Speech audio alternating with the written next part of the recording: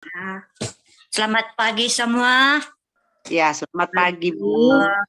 Nah, maaf ya, hari ini tidak berapa sehat sebab baru semalam saya mulai batuk-batuk. Oh iya, Ada yang maaf ya kalau terganggu sebab saya ini batuk-batuk. nggak apa-apa, nggak apa-apa. Sebelum kita memulakan mendengar firman kebenaran, mari kita berdoa. Ya Bapa di surga yang kami kenal, kami sembah di dalam nama Tuhan Yesus. Terima kasih Tuhan lewat penyertaan-Mu. Dan pagi ini ya Bapa, Engkau telah memberi kami kesegaran tubuh di jasmani maupun dalam rohani. Terima kasih ya Bapa, sebelum kami melanjutkan pemberitaan firman kebenaran pagi ini, kami mohon ya Bapa berkati setiap alat-alat yang kami gunakan sebagai alat perhubungan kami berkomunikasi di dalam dalam ibadah saat pagi ini ya Bapa di surga. Dan sebelum hamba-Mu ini meneruskan pemberitaan Injil kebenaran firman-Mu ya Bapa di surga, ya mohon ya Bapa di surga, berkati anak-anak-Mu yang sempat mendengar dan bersama kami pada hari ini ya Bapa, membuka hati dan telinga anak-anak-Mu ya Bapa supaya mereka dapat memahami apa yang mereka dengar melalui renungan ini ya Bapa di surga. Dan ya Bapa di surga, sebelum hamba-Mu ini meneruskan penyampaian firman kebenaran-Mu pagi ini ya Bapa di surga, saya mohon ya Bapa, kasih dari-Mu ya Bapa di surga mengampuni setiap mengampuni keterbatasan hamba-Mu ini untuk menyampaikan firman kebenaran-Mu ini ya Bapa di surga. Saya sadar ya Bapa di surga, hamba-Mu ini adalah punya kelemahan dan keterbatasan ya Bapa di surga. Haleluya ya Bapa, bila doa kami di dalam nama Tuhan Yesus. Amin. Amin.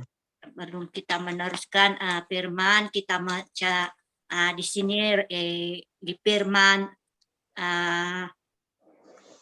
di bahagian Rut. Ya. Kita belajar di Rut. Baca pembacaannya Rut di sini, Rut dan Naomi di pasal pertama sampai pasal pertama ayat 1 sampai ke 8. Nah, ya Bu, belum berapa biasa dalam penyampaian firman. Ya, nggak apa-apa, belajar Bu. Ya, silakan. Pada zaman para hakim memerintah ada kelaparan di tanah Israel. Lalu pergilah seorang dari Bethlehem, Yehuda berserta istrinya dan kedua anak laki-laki ke daerah Moab untuk menetap di sana sebagai orang asing.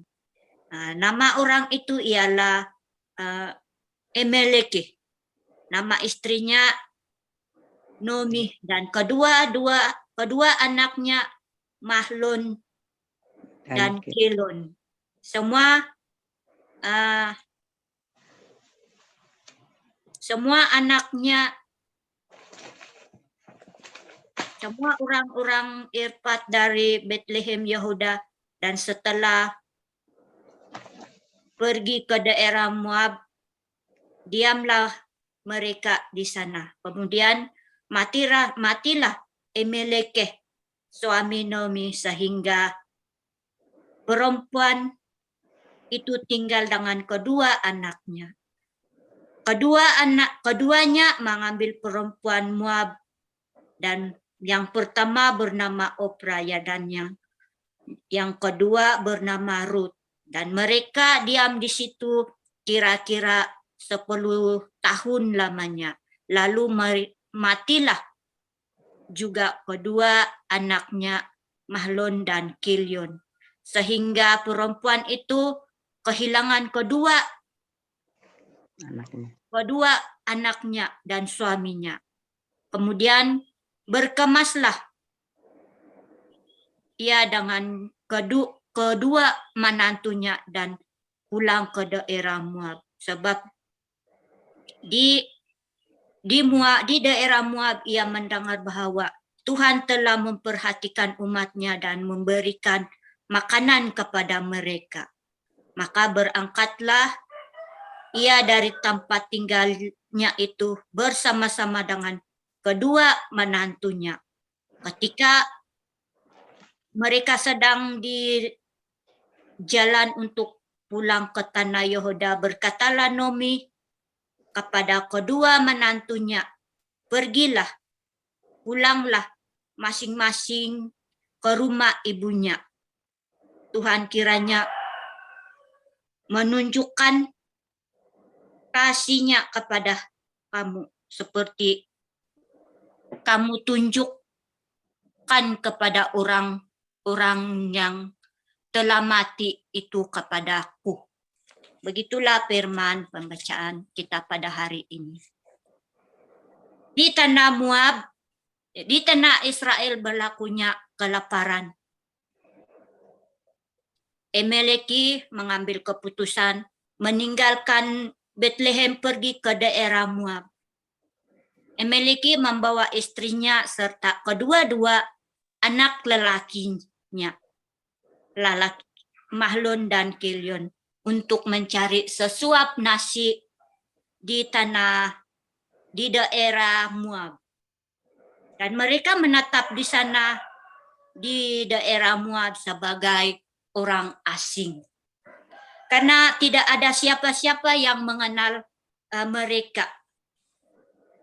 Orang-orang di Moab kebanyakannya adalah penyembah berhala.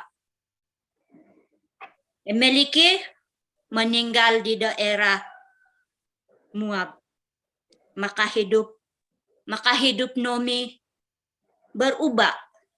Hidup Naomi di dalam kesedihan dan sangat menderita. Karena tidak ada siapa-siapa yang mengenal mereka dan dia tidak ada pengharapan untuk membantu mereka. Dan walaupun Naomi hidup dalam kesedihan dan menderita di atas kehilangan suaminya, Naomi adalah seorang ibu yang tabah dan bertanggung jawab terhadap anak-anaknya. Walaupun mereka hidup di tengah-tengah orang yang tidak mengenal Tuhan,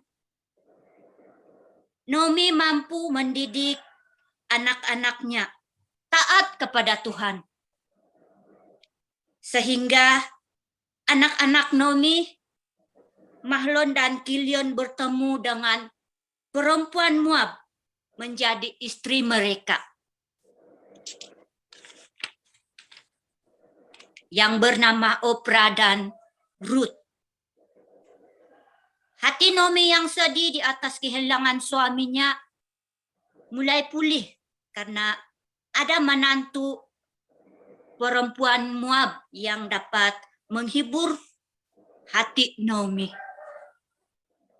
Kira-kira 10 tahun mereka tinggal di daerah Moab.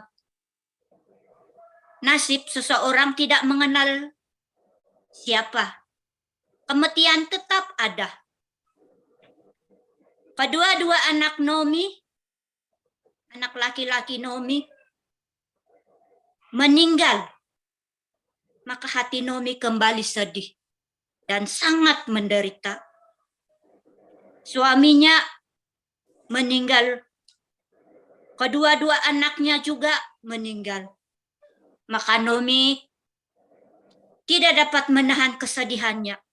Dia amat menderita. Tidak ada pengharapannya lagi. Maka Naomi mengambil keputusan meninggalkan daerah Moab dan kembali ke Bethlehem. Naomi berkata kepada kedua-dua menantunya, pulanglah masing-masing ke rumah ibunya. Tetapi menantu Naomi ini menangis dengan suara yang keras. Mereka tidak mau berpisah dengan Naomi. Tetapi Naomi mendesak menantunya pulang. Lalu Orpa mencium mentuanya dan meminta diri.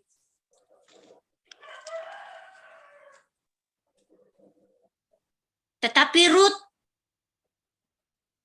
berpaut pada Naomi. Katanya, ayat di dalam 16 ini, janganlah mendesak aku meninggalkan engkau dan pulang tidak mengikut engkau. Sebab kemana engkau pergi, di situ juga aku pergi. Di mana engkau bermalam, di situ jugalah aku bermalam.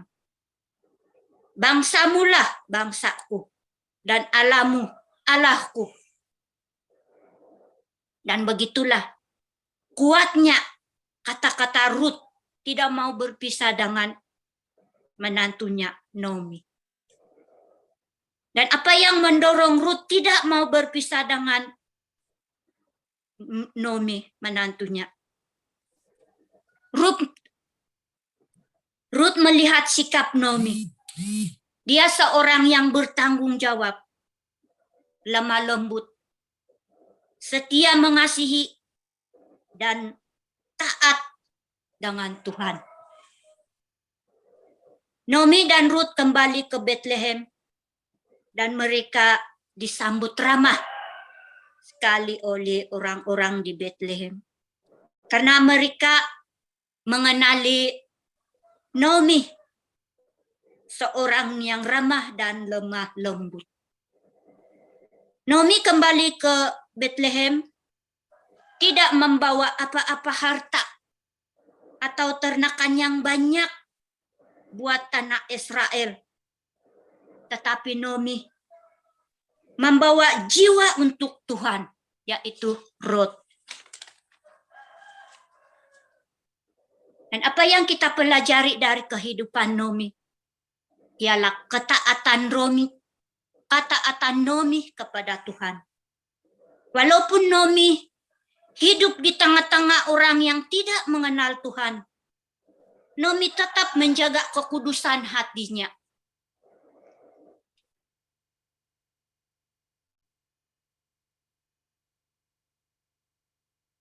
Supaya dia tetap mempertahankan Tuhan di dalam hidupnya. Hidup di tengah-tengah orang yang tidak mengenal Tuhan, banyak kesulitannya. Dan begitu yang saya alami, yang saya alami sekarang ini, apa yang saya alami, hidup di tengah-tengah orang yang kurang mengenal Tuhan, banyak kesulitannya. Mereka tidak menghargai saya, dan mereka mengasingkan saya dari mereka. Karena saya tidak suka mengikut kegiatan mereka. Sebab di tempat saya ini, setiap kali lepas menuai padi, ada pesta yang wajib dilakukan di tempat saya ini, di negeri Sabah. Mereka menyambut pesta menuai setiap tahun. Dan pesta menuai ini ada banyak aktiviti yang aktiviti dalam keduniaan dan banyak pertandingannya. Tapi sejak saya mengenal Tuhan, saya menerima Tuhan, saya tidak suka mengikuti kegiatan mereka, dan mereka memandang, dan mereka tidak menghargai saya. Mereka memandang saya seperti orang asing. Dan banyak kesulitan yang saya hadapi hidup di tengah-tengah orang yang kurang mengenal Tuhan.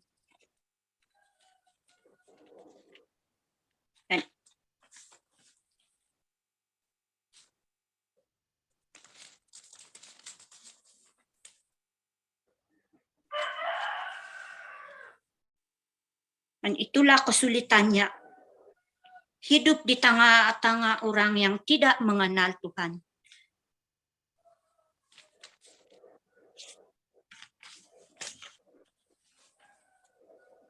Memang sememangnya sebelum saya mengenal Tuhan, saya memang banyak masalah. Dan inilah yang saya kongsikan.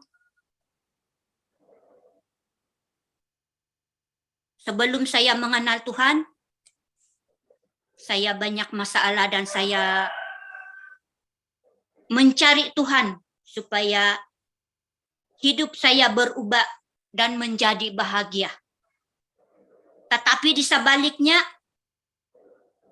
hidup saya semakin menderita. Karena suami saya tidak setuju dengan tindakan saya meninggalkan gerejanya. Dan bermulalah dari sana rumah tangga kami tidak aman. Tetapi hati saya sudah buka untuk Tuhan. Dan apapun masalah dalam rumah tangga saya tetap bertahan. Karena Tuhan sudah melekat di hati saya. Dan saya tidak teringin kembali ke gerejanya. Di SIB lah, di gereja SIB lah, saya mengenal Tuhan. Dan bukan gereja yang menyelamatkan saya. Bukan gereja SIB. Tetapi Injil di gereja yang menyelamatkan saya. Sebab maksud SIB ini sidang Injil Bernyu. Tapi inilah Injil yang menyelamatkan saya. Dan menurut pengetahuan saya sendiri, setelah saya menerima Tuhan, setelah saya mengenal Tuhan, siapa Tuhan Yesus di dalam hidup saya, gereja itu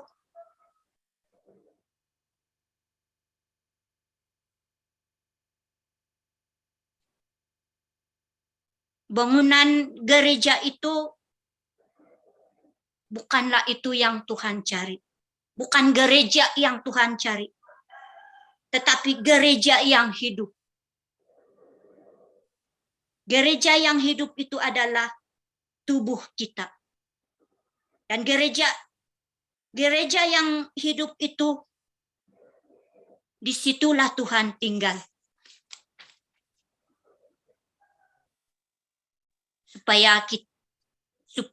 Saya percaya bahwa kita semua ada masalah, ada pergumulan. Walaupun kita ada saudara, ada teman-teman, atau anak-anak tempat kita menceritakan masalah kita,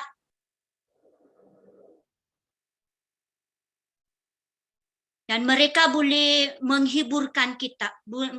Mereka mampu memberi kita sokongan. Tetapi masalah tetap ada di dalam pikiran kita. Dan itulah yang membuat hati kita tidak aman. Nomi adalah menjadi toladan bagi kita. Apapun kesulitan,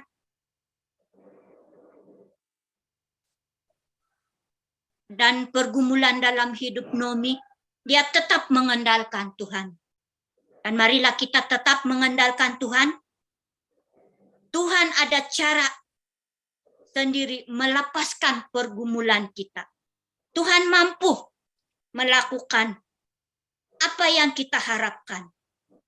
Karena kita tahu tiada yang setanding dengan kasih Tuhan. Hanya sampai di sini saja perfungsian kita pada hari ini. Dan mari kita berdoa. Tuhan Allah Bapa yang ada di surga, yang kami kenal, kami sembah di dalam nama Tuhan Yesus.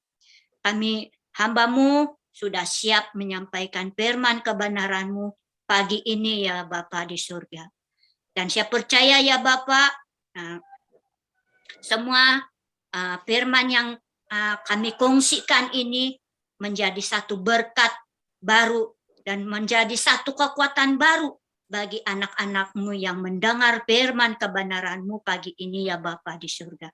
Terima kasih Bapa, kiranya Tuhan memakai anak-Mu ini, biarlah untuk menyampaikan firman seterusnya, biarlah Tuhan memberkati hamba-Mu ini dengan lebih lagi. Terima kasih Bapa di surga, haleluya. Inilah doa kami dalam nama Tuhan Yesus. Amin. Amin, amin. Wow, haleluya. Beri kemuliaan dulu bagi Tuhan ya. Luar biasa ya. Pagi ini kita diberkati oleh firman Tuhan dari Ibu Juhaini dari Sabah, Malaysia ya. Terima kasih Bu Juhaini buat pemberitaan firman Tuhannya, sangat memberkati ya. Tadi kalau bisa saya simpulkan, saya ambil ya buat saya.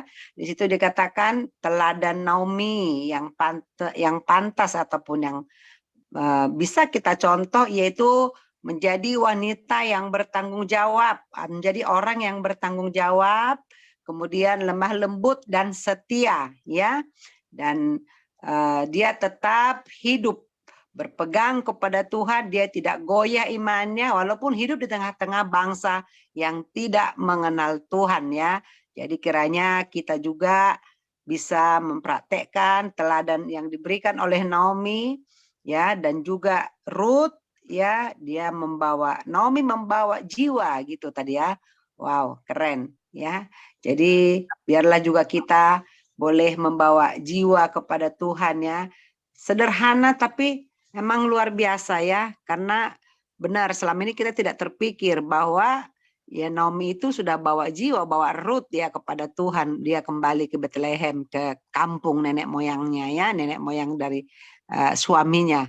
Ya baiklah Bapak Ibu, luar biasa firman Tuhan pagi hari ini. Mungkin ada yang mau bersaksi, punya pengalaman pribadi mungkin tadi seperti Bu Juhaini, ya boleh kami berikan waktu kepada kita 5 menit ya, satu orang ibu-ibu, bapak-bapak silakan bersaksi.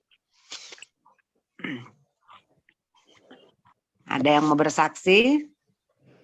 Silakan angkat tangan atau langsung buka mic-nya.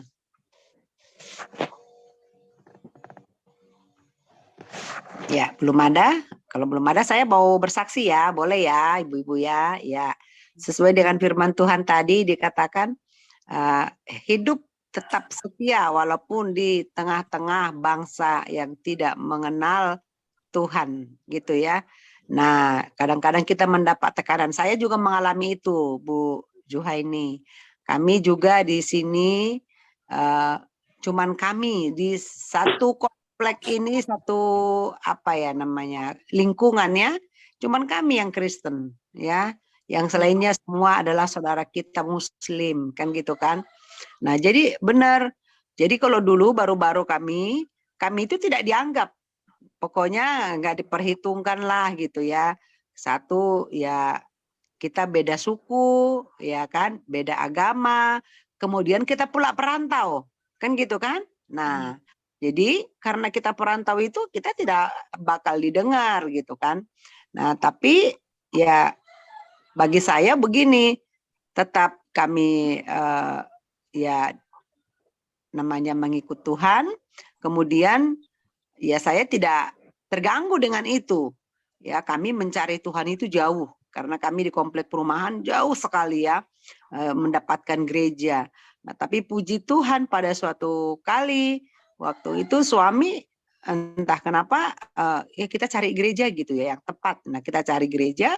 Nah, kemudian setelah suami berbincang-bincang ketemu gereja ini, cuma dia yang pergi, saya belum. Itu baru kami menikah ya, baru-baru kami menikah itu, baru-baru kami tinggal di sini. Jadi di komplek. Kalau dulu kan suami pertama kan di sini di Jakarta, kami kan di daerah di Medan. Kemudian dia mengontrakkan di sebuah rumah gitu ya, di sebuah rumah. Nah ini kami baru tinggal di komplek ini kejadiannya. Nah, jadi karena kita sudah tinggal di komplek dan itu memang rumah sudah atas nama kita, atas nama suami, otomatis kita mencarikan tempat kita beribadah yang terdekat gitu ya. Nah, kemudian suami pergi ke sebuah gereja. Nah, ternyata di sana disambut dengan luar biasa. Nah, sama hamba Tuhannya kita tanya apa syarat-syaratnya. Pas ditanya suami katanya, ya syaratnya orangnya datang gitu ya. Jadi jangan mau bergereja tapi orangnya nggak datang gitu kan. Luar biasa ya. Nah kemudian itu kejadiannya Sabtu dan Minggu kami datang gereja, benar. Jadi kami datang terus isi pendaftaran, formulir bla bla bla. Nah kemudian rupanya suami mendapatkan visi dari Tuhan untuk kami membuka gereja itu di tempat di komplek kami. Kemudian kami kembangkan, dibantu sama hamba Tuhan, dan berdirilah gereja. Sampai sekarang masih berdiri. Cuman itu dulu gereja itu yang kami bangun itu masih gereja Protestan ya, bukan harismatik. Nah, jadi pas kami membuka itu, yaitu tadi tetangga, kebetulan dekat dari rumah ya, gedung yang kita bangun itu. Jadi ya orang-orang mencibir lah, apalah, cuek lah, tapi ketika kita bersama dengan Tuhan, kita mempunyai kekuatan yang luar biasa. Ya, kita tidak menghiraukan itu tadi. Jadi kalau ada ayat Alkitab mengatakan dunia tidak dapat memisahkan kita dari kasih Tuhan. Itulah yang kami alami. Walaupun hanya kami sendiri di situ orang Kristen di komplek itu dan gereja dekat dari rumah, dan itu menurut saya anugerah. Hanya dari rumah kami itu kurang lebih 8 rumah kali 6, 50 meter dari rumah kami ya. Nah, jadi sekarang anak saya di sana, saya sekarang di sini tempat yang baru. Nah, itu hanya 50 meter dari rumah, kedengeran gitu kan. Itulah gereja yang disitulah kami bergereja, gereja. Kemudian itulah keadaan yang sebenarnya. Jadi ketika memang Tuhan sudah buka pintu, itu tak dapat ada yang menutupnya. Ya, ketika Tuhan sudah menangkap kita, walaupun kita di tengah-tengah kawanan serigala katanya, tapi kita mendapatkan sukacita yang besar. Dan pada suatu kali, ya, ada juga waktu Tuhan untuk mengangkat kita di masyarakat. Suatu kali, Bapak Ibu, ada perlombaan karaoke, ya, karaoke antar kelurahan, oke. Nah, kemudian kan mereka tahu kita sering nyanyi kan di gereja, mereka dengar, terus mereka bilang, waduh, ini kita lomba nih antar RT kan? Per RT maksud saya, per RT lomba di kelurahan. Kami satu kelurahan itu ada 18 RW. Satu RW rata-rata 13 RT. Coba saja berapa itu ya? Aduh, saya udah nggak ke ini deh. Nah, itulah satu kelurahan. Kami besar kelurahannya. Nah, kemudian lomba. Nah, pada saat lomba inilah mereka mencari kita. Katanya, oh iya, itu kan Ibu, saya dipanggil Ibu Tiar ya. Ibu Tiar kan mereka suka bernyanyi di gereja. Kenapa tidak kita panggil saja dia, kita pakai biar dia bisa bernyanyi di kita. Nah, akhirnya karena mereka datang, saya hargain, ada lomba 17-an ya, lomba 17-an perayaan kemerdekaan. Nah, kemudian kita ikut lomba, kebetulan juga ini bulan Agustus, jadi saya ingat ya. Lomba, setelah lomba itu puji Tuhan kita juara 1, Bapak Ibu. Nah, mulai dari situ baru mata mereka melek. Tuhan bukakan, singkapkan. Waduh, ternyata yang dulu kita disepelekan, kalau ketemu di jalan juga dicuekin, walaupun kita sudah senyum, sudah menyapa, nggak dipeduli. Nah, setelah mulai dari situ, mereka berbalik 180 derajat. Ketemu di mana? Ayo Ibu, selamat pagi. Kadang-kadang sampai berhenti mobilnya kalau lihat saya. Ayo silakan anak-anak saya. Anak-anak saya sampai bilang begini, Mah, saya heran katanya. Dulu sebelah rumah, persis sebelah kanan ini, dulu kalau ketemu sama kita, buang muka katanya. Sekarang saya ketemu di simpang mau masuk ke dalam perumahan komplek ya. Katanya berhenti suami istri buka pintu. Ayo Neng, masuk ke mobil saya Neng, gitu ya. Nah, disitulah kita melihat cara Tuhan untuk merubah pola pikir dunia, ya. Jadi satu pengalaman, ya, ketika kita setia, kita jangan terganggu dengan mereka. Yang penting kita jangan ganggu mereka, ya kan? Dan mereka tidak ganggu kita, silakan maju terus, Ibu Juhaini, ya. Jadi pesan saya seperti itu, tapi lakukan yang baik. Kalau memang ada yang bisa kita lakukan seperti itu, mereka butuh kan? Waduh, ini nggak bisa nih, siapa yang karaoke? Siapa yang mimpin lagu Indonesia Raya? Mereka cari saya. Ya udah, saya datang dengan ikhlas. Ketika saya lakukan dengan Tuhan, saya bilang, Tuhan, jangan permalukan saya, tolong biarlah kehendakmu yang jadi. Dan jadilah juara 1 sekelurahan. Itulah yang mengangkat sampai kami bentuk tim paduan suara di kelurahan, juara sampai kecamatan, bahkan sampai provinsi, ya. Jadi ada cara Tuhan untuk mengangkat. Sama juga tadi seperti cerita Naomi tadi, ya.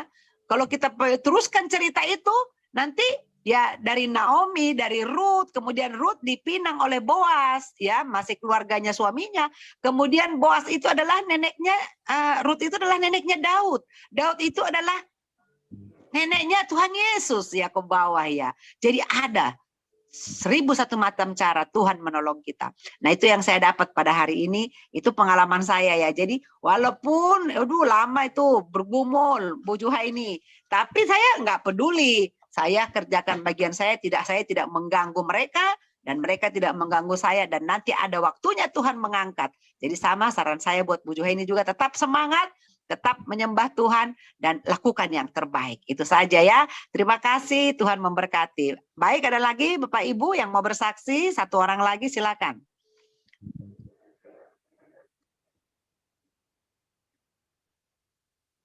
Tidak ada? Jika tidak ada, kita masuk. Oke, silakan. Sedikit ya. Bersaksi, ya. Iya. Dulu awal-awal suami saya kerja di PLN. Ya, memang kami asli dari Kristen, ya. Tapi begitu suami saya diterima sebagai cleaning service di PLN, dia mulai jauh dari Tuhan. Karena di lingkungannya banyak orang-orang seberang. Yeah. Sampai setiap kali saya mau ajak ke gereja, dia kalau saya bangunkan itu pura-pura enggak dengar. Itu yang kadang bikin saya jengkel. Yeah. Kadang kalau misalnya hari Minggu ini dia mau ke gereja, nanti minggu depan dia enggak mau ke gereja. Yeah. Gitu seterusnya. Kadang biasa saya dengan anak-anak naik motor sendiri, yang satu saya gendong, yang satu di belakang. Itu, ya, itu maksud saya untuk memberikan contoh juga, sama suami. Dan saya juga sering bilang, jadi memang pergaulan itu menentukan kemana imanmu. Saya biasa bilang begitu. Kalau kamu bergaul dengan orang-orang yang tidak seiman, berarti kalau imanmu tidak kuat, kamu akan terjerumus. Saya bilang gitu. Dan tahu enggak bahwa ke surga itu kita tidak berbocengan. Ya. Bilang gitu. Dan apa yang kamu bela-belain dengan teman-temanmu itu, ke surga itu tidak lewat di depan rumah mereka. Dan apa yang bisa membuat kamu masuk ke surga yaitu imanmu. Kalau bagaimana kamu bisa masuk surga kalau kamu saja ogah-ogahan mau ke gereja, mau mengenal Tuhan, mau membaca Alkitab, gitu. Dan rupanya saya berlaku kasar, keras, dia tidak mempan. Itu saya minta hikmat dari Tuhan, apa Tuhan yang saya harus lakukan supaya suami saya lebih rajin lagi, lebih dekat lagi sama Tuhan. Saya punya seperti bisikan bahwa jangan berhenti mendoakan suamimu. Dan puji Tuhan, walaupun waktu itu dia terbawa pergaulan dari temannya, kadang temannya minum, dia juga ikut-ikutan walaupun tidak sampai mabuk ya. Dia ikut-ikutan minum, itu juga yang bikin saya panas hati. Tapi dengan apa yang saya dengar, dengan bisikan seperti itu, saya mulai merubah diri saya. Saya tidak lagi keras dengan dia, saya tetap doakan dia, walaupun dia sampai sekarang pun memang nggak pernah ya baca Alkitab, mungkin karena faktor matanya yang tidak jelas melihat tulisan kecil, tapi saya bersyukur pada Tuhan, Mbak, sifatnya itu pelan-pelan Tuhan ubah. Dan sekarang pun dia boleh tetap rajin ke gereja, walaupun dia sembunyi-sembunyi dari saya, dia tetap berdoa sendiri. Itu satu kesyukuran saya bahwa apa yang saya minta dari Tuhan tidak pernah tidak dikabulkan oleh Tuhan. Walaupun jawabannya mungkin lama ya, tidak sesuai dengan kemauan saya. Tapi saya bersyukur bahwa Tuhan selalu menjawab apa yang saya perlukan, apa yang saya minta. Terima kasih, itu kesaksian saya, Bu Tiar. Baik, luar biasa ya. Terima kasih Bu Lydia. Ya, semangat terus ya Bu, didoakan terus suaminya. Suatu kali kalau bisa boleh bersama-sama beribadah bersama. Bu Lydia yang ajukan, yuk kita ibadah pagi yuk sama-sama yuk, atau agak siang, mungkin anak-anak terlambat bangun. Ya, kita doa bersama ya, mesbah keluarga gitu ya. Nah, pelan-pelan Ibu Lydia, tapi didoakan dulu ya. Saya percaya Bu Lydia Tuhan pakai untuk yaitu tadi membangun hubungan yang lebih lagi di dalam keluarga ya. Oke, semangat terus Bu Lydia, Tuhan berkati ya. Pak Surbakti, ada mau nambahkan Pak Surbakti? Ya. Ya. Ya, biar pandai bahasa Inggris kami. Ya. Jadi kalau kita bisa menyelesaikan sekali pertemuan satu materi 8 kali ya udah terlihat. Nah, metode kita seperti seorang ibu mengajari anaknya. Tidak ada ibu-ibu yang gagal mengajar anaknya untuk berkomunikasi.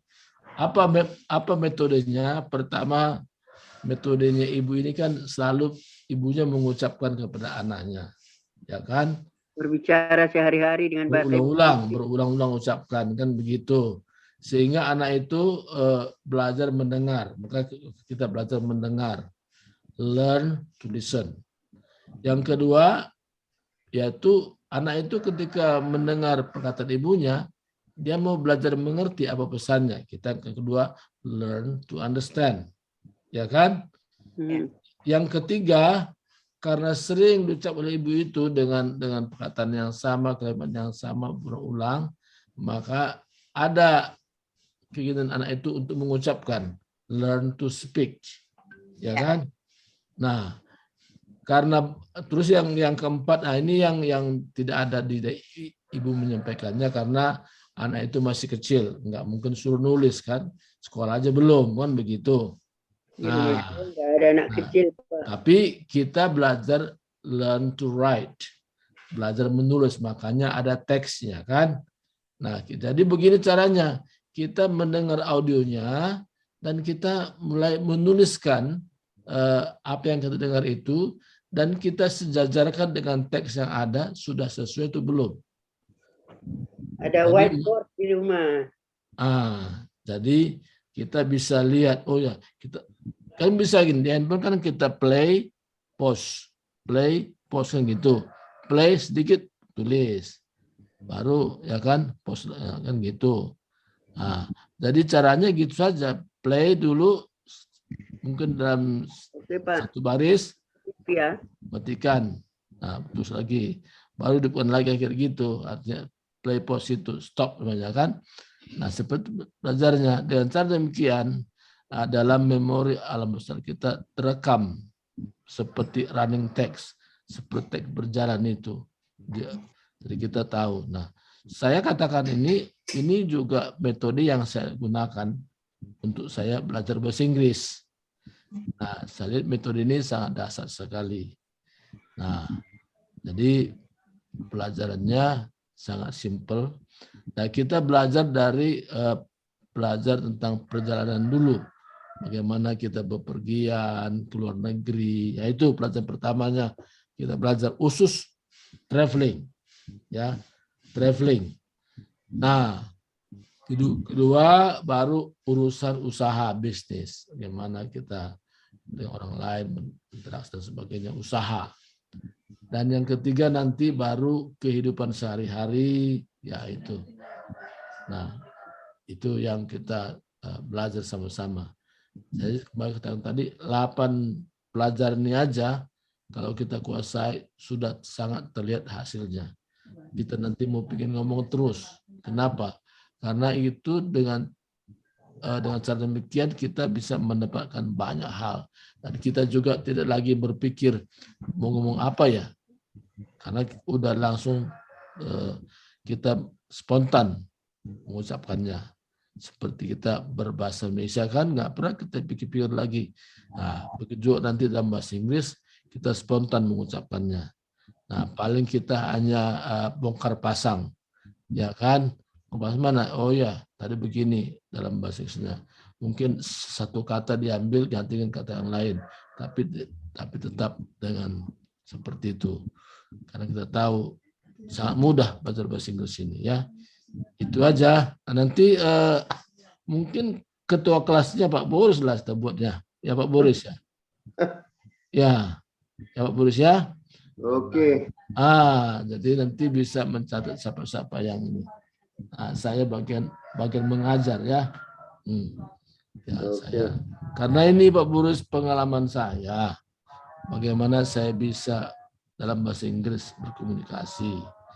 Nah, jadi pengalaman inilah saya tuangkan juga kepada kita. Dan pelajaran ini bukan pelajaran yang saya sudah lewati semua gitu. Ya kan?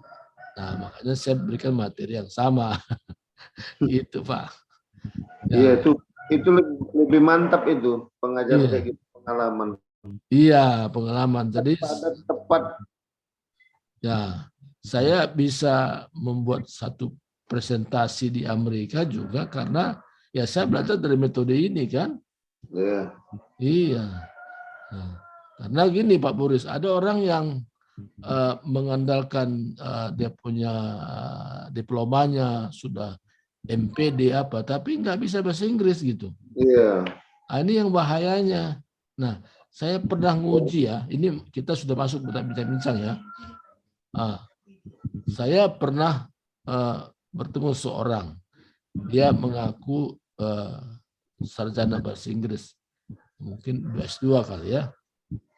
Jadi saya tes anaknya saya tes. Nggak ngerti.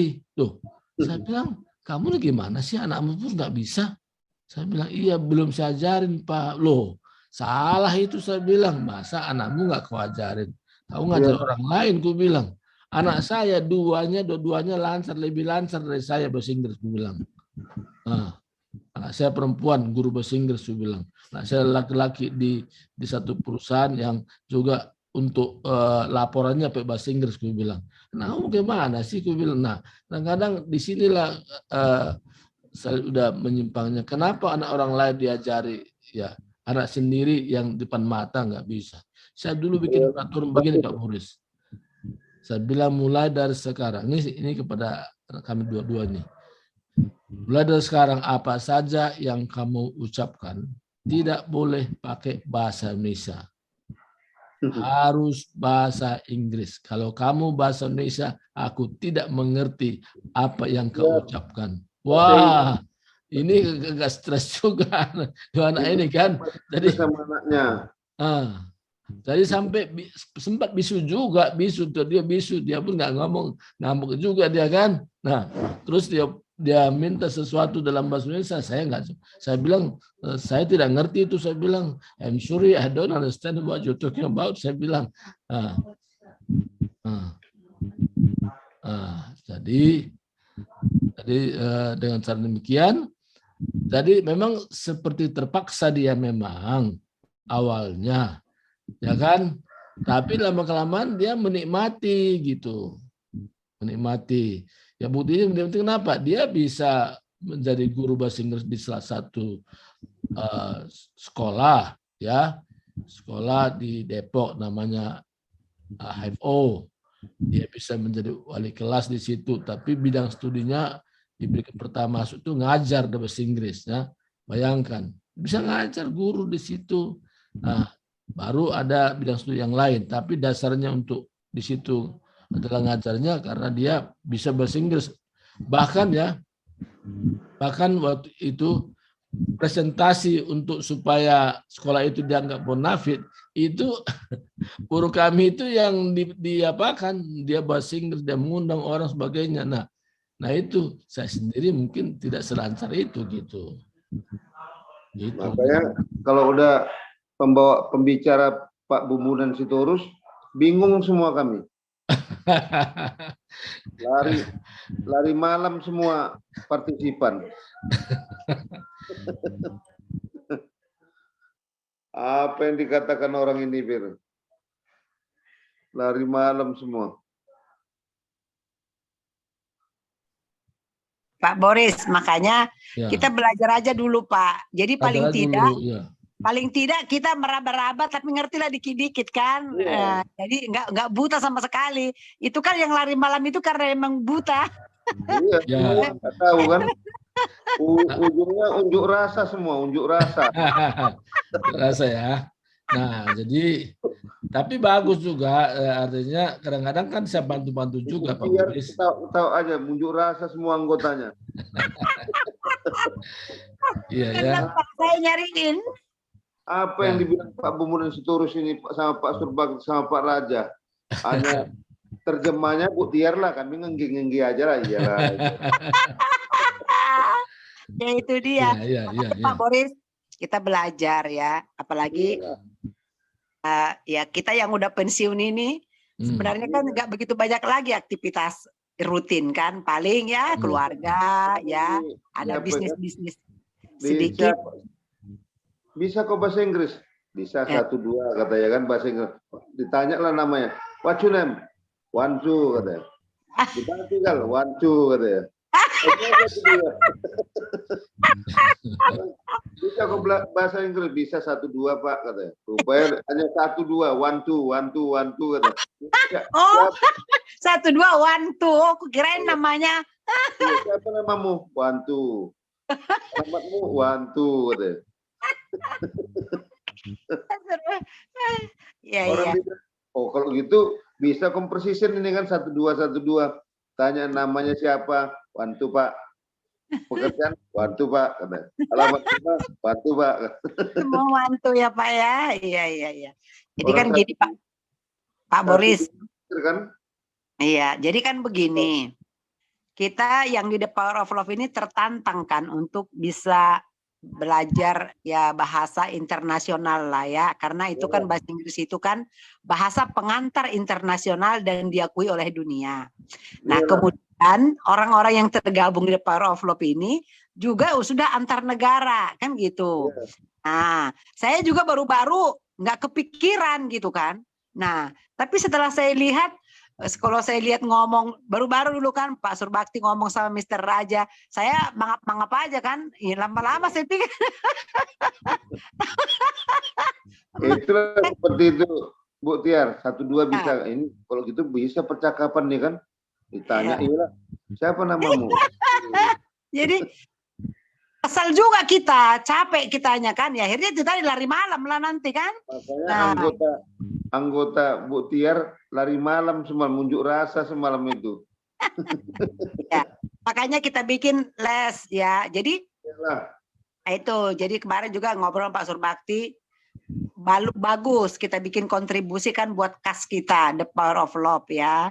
Kemudian juga, tapi saya memang bilang Pak Surbakti, Pak harus dijelaskan programnya ya Pak, jelas ya saya bilang. Karena saya juga dulu baru-baru les, saya itu bingung. Saya pikir begini, saya ngebayangin, saya lihat kamus nih Pak, saya di depan saya ini ada kamus kan.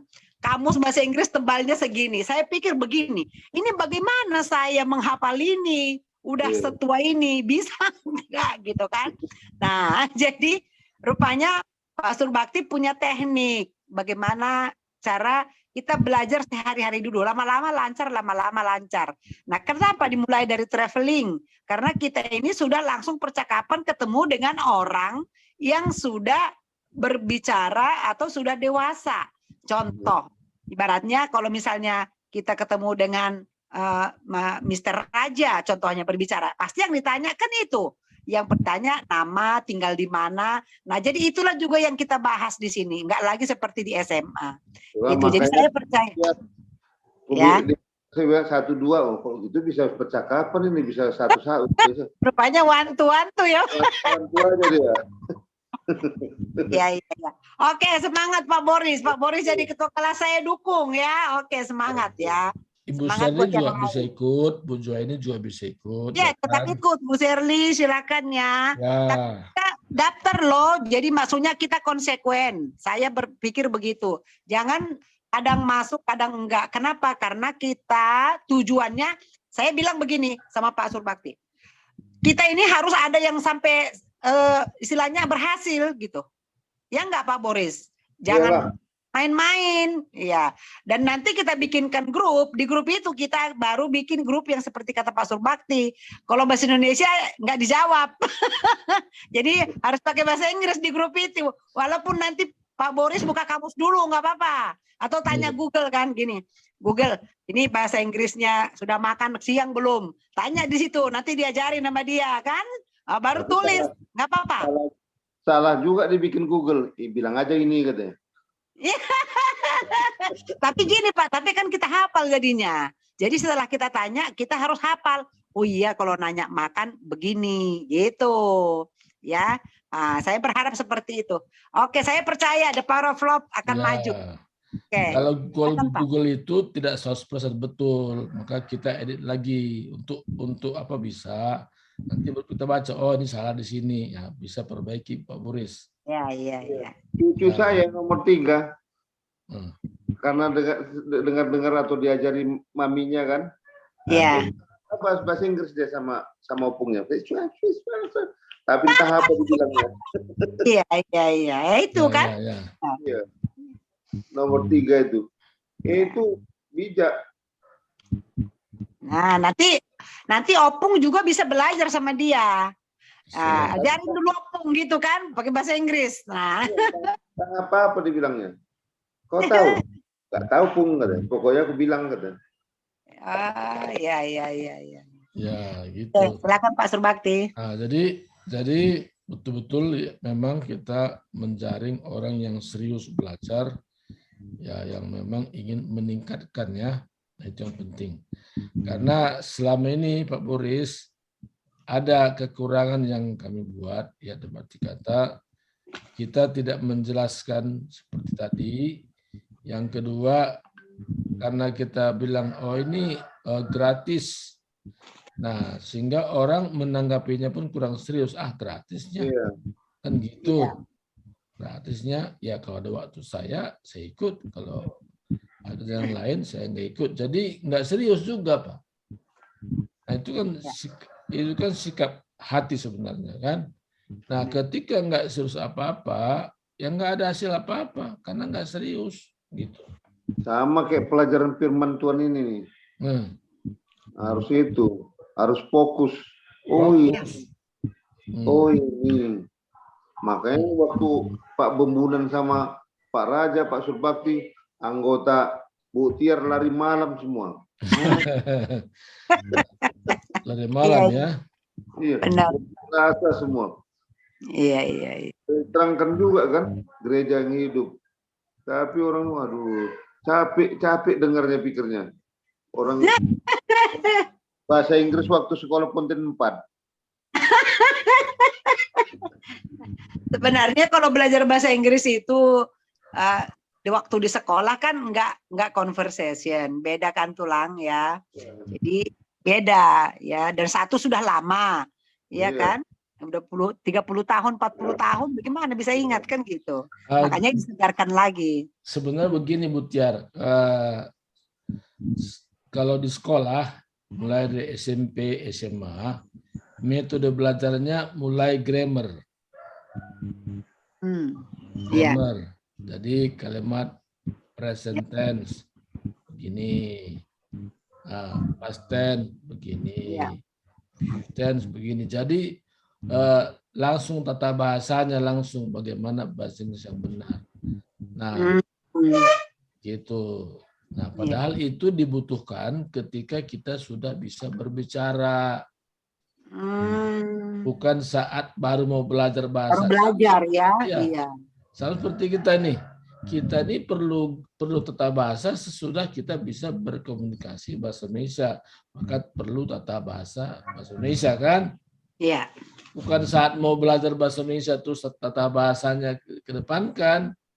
Iya, betul ya. Nah, jadi hanya yang keliru itu hanya penempatannya, bukan grammar dulu. Sama seperti seorang anak mengajari, ya diajar oleh ibunya, nggak langsung tata bahasanya kan?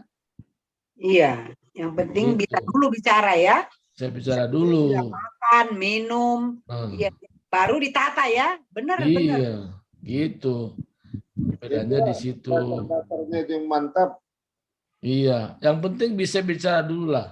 Jadi kita berpatokan kepada yang baku dulu, dikuasai sehingga lidah kita sudah mulai lentur ya, nggak lagi berat lagi. Nah, baru grammarnya belakangan lah. Nah, bisa ajarin.